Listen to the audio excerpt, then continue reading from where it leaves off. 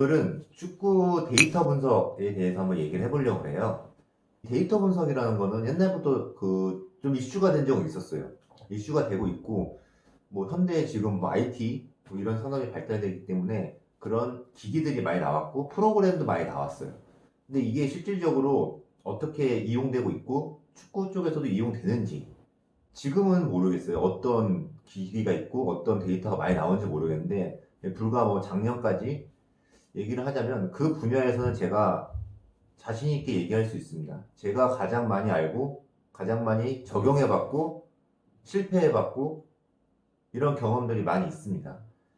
제가 그만둔 이 기간 동안 엄청 획기적인 게 나오지 않았다면은 아마 별다른 차이가 없을 겁니다.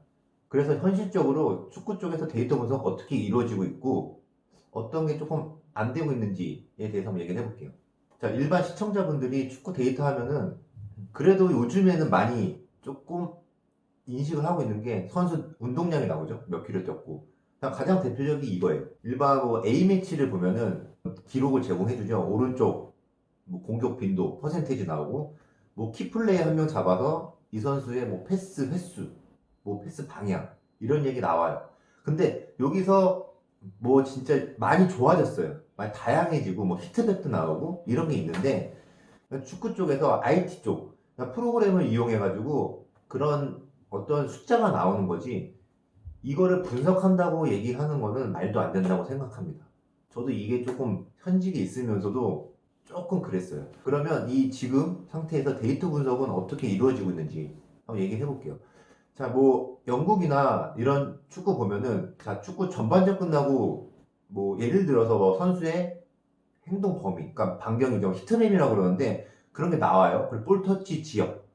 자, 이거는 데이터죠. 데이터인데 그리고 이거는 쌓이고 이제 그런 거를 쌓이면은 누적이 돼서 많은 데이터가 쌓여요. 근데 이거는 모든 데이터가 마찬가지예요. 이건 데이터 분석이 아니라 그냥 단순한 집계입니다. 예를 들어서 패스웨스 나오잖아. 옛날에 뭐 그냥 뭐 기성용 선수가 있었을 때 키플레이어를 잡아서 이 선수랑 상대팀 키플레이어 잡아서 뭐 패스 횟수 비교하고 뭐 슈팅수 비교하고 뭐 킬러 패스 이런 거 비교하잖아요. 이거 갖고 이제 해설하시는 분들이나 뭐 분석하시는 분 얘기를 많이 해요. 근데 이거는 그냥 영상 분석에 숫자만 더한 거예요. 근데 영상 분석에 숫자 하나만 더해도 엄청나게 발전된 거예요. 왜냐면 객관적인 자료가 있기 때문에 설득력이 있어요. 그래서 아직까지는 우리나라의 축구 쪽에서도 이 숫자만 가지고도 엄청나게 분석을 질을 높일 수가 있어요. 이게 되게 단순하지만 여태까지 없던 거거든요. 그래서 이 단순한 숫자지만, 이 단순한 집계라고 제가 얘기했지만, 이게 왜 영향력이 있냐면, 예를 들어서 운동량 얘기해 볼게요. 선수들한테, 자, 감독이 미팅 시간 때, 네 포지션에서는 운동량이 많아야 돼. 이런 얘기 하죠.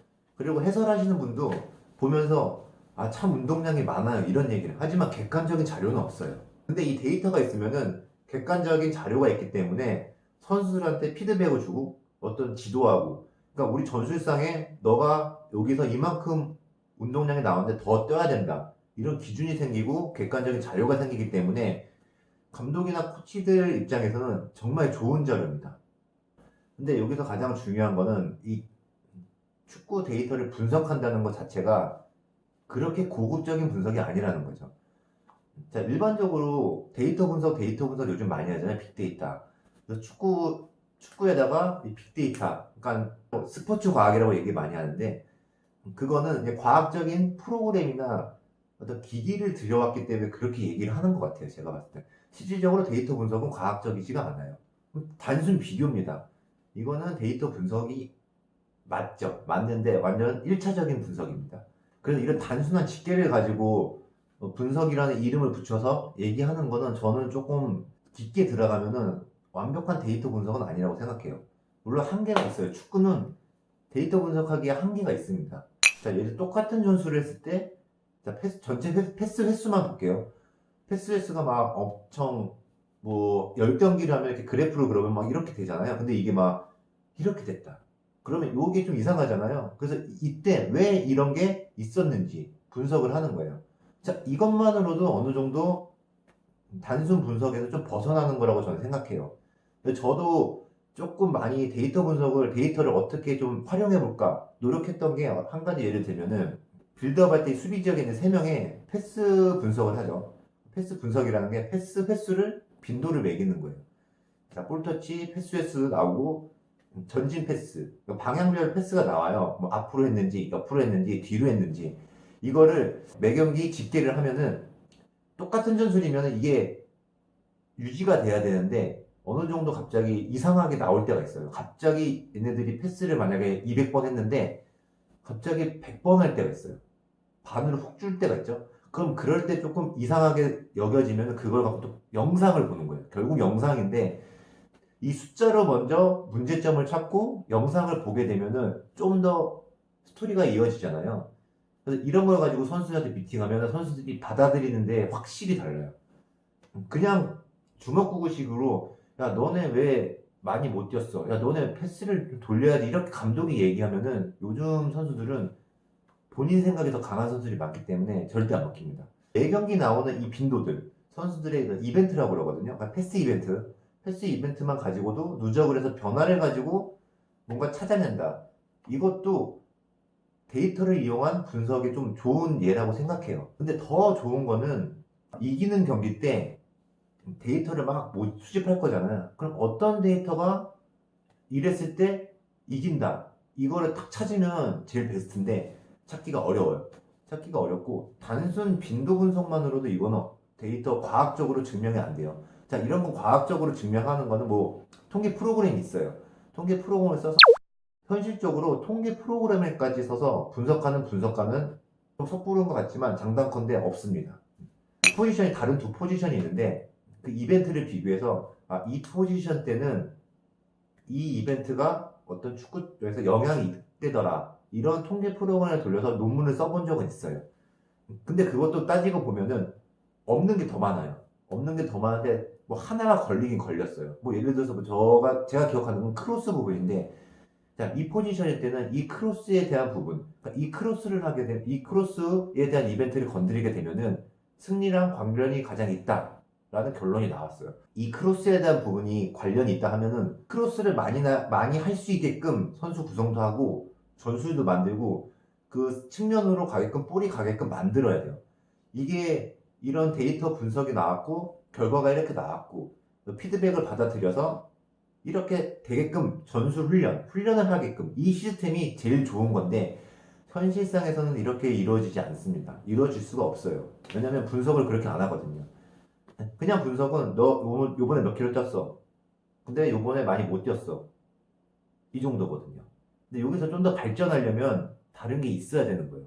그래서 분석관들은 영상이 줍니다. 결국 촬영하는 사람이에요. 지금 현재는.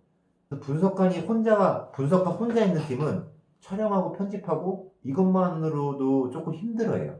근데 데이터 분석을 한다? 말이 안 돼요. 제가 알기로는 요즘에 뭐 데이터 분석하는 업체들도 많고 데이터가 방대하게 제공이 돼요. 그게 자동으로 보고서가 나와요. 그냥 뭐 한 경기 끝나면 엔터를 쳐버리면은 자, 그 팀, 뭐 팀에 대한 진짜 자세하게 나와요. 근데 여기서 진짜 선수들이 필요한 거, 우리 팀에서 필요한 걸 골라내는 게 제가 했던 일이거든요. 근데 이것도 되게 단순한 거거든요. 단순한 건데 이 데이터를 어떻게 보고 포지션별로 데이터를 어떻게 활용할 것인지 안다면 이런 보고서를 써서 드립니다. 그래서 이게 엄청나게 획기적인 건 아니지만 제가 이제 앞으로 저는 지금 현직이 없지만 지금 하고 계시는 데이터 분석관들, 데이터 분석관이 아니라 축구 분석관 분들이 이 데이터 쪽에서 관심을 많이 가져요. 옛날에는 되게 많이 좀 밀어내고 필요 없다고 얘기했는데, 자, 저는 비선수 출신인데 왜 축구팀에서 무시를 안 당했냐? 데이터를 갖고 있었기 때문입니다. 축구팀에서 데이터 갖고 얘기할 수 있는 사람 아무도 없어요. 즉흥적으로 주관적인 얘기를 많이 하죠, 감독 코치님들은. 선수들이 느끼는 그런 부분만 얘기하지, 이 숫자적으로 다가가는 사람은 절대 없습니다. 그래서 축구 분석관들이 이런 숫자만 알고 있어도 감독 코치들이 모르는 거를 얘기를 할 수 있어요. 그러면 축구 분석관에 대한 그 팀에서 입지가 더 커질 수밖에 없죠. 그런 것들을 많이 물어보죠. 잘 모르니까. 전술 얘기도 하고, 여러 미팅 때도 같이 얘기를 할 수가 있는 거예요. 그래서 현실적으로 축구 분석관 분들이 통계 프로그램을 잘 다루지 못하죠. 그래서 이 축구 데이터 분석은 제가 여태까지 했던 집계만 알고 있어도 메리트가 있습니다. 어떻게 메리트를 활용하느냐? 이게 집계가 있어도 그냥 매번 자동으로 나오는 데이터, 너 몇 번 했어? 뭐 슈팅 몇 번 했어? 몇 킬로 뛰었어? 이런 것만 얘기해주면은 의미 없어요.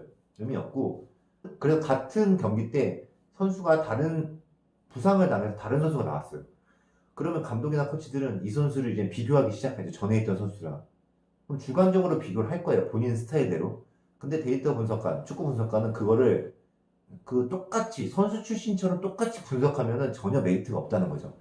자, 얘가 이렇게 교체되는데 전에 있던 선수랑 운동량에 비해서 이 정도 차이가 있는데 그 중에서도 얘가 더 잘하는 거는 어떤 운동량인지, 좀 떨어지는 건 어떤 운동량인지, 얘가 패스 방향을 봤을 때 어떤 식으로 하는지 이런 거를 알고 있어야지 조금 더 발전된 데이터 분석이라고 좀 얘기를 할 수 있을 것 같아요. 그래서 축구 분석관들은 이런 걸 좀 키워야 돼요. 그래서 요즘 시대는 뭐 빅데이터 이러는데 축구 쪽에서 빅데이터는 아직 멀었다고 생각합니다. 제가 현장에 있었을 때는. 그리고 그걸 받아들이는 사람도 아직 멀었어요. 예를 들어 이 데이터를 써가지고 선수를 평가한다? 100% 평가 못합니다. 100% 평가 못해요. 평가 항목 중에서 100이라면 이 데이터는 한 5 정도 들어가나? 비율이 진짜 작아요. 다른 게 있거든요. 감독의 평가, 코치의 평가, 구단의 평가 이런 게 있기 때문에 뭐 선수 연봉 평가할 때 데이터로 한다? 아직 말도 안 돼요. 그거를 용납하지도 않아요. 축구계 쪽은. 마무리를 질 건데 제가 얘기하고 싶은 거는 이 아직까지 데이터 분석이라고 한 게 좀 단순한 데이터 분석이 있는데 그 단순한 데이터 분석으로 뭔가 결과를 나오게 된다면 제일 좋은 겁니다. 복잡한 통계 프로그램 안 써고 단순하게 딱 분석을 했는데 어떤 결과값이 의미 있게 나왔다. 그러면 제일 좋은 겁니다. 데이터는 방대합니다. 그리고 공평하게 나올 거예요, 아마.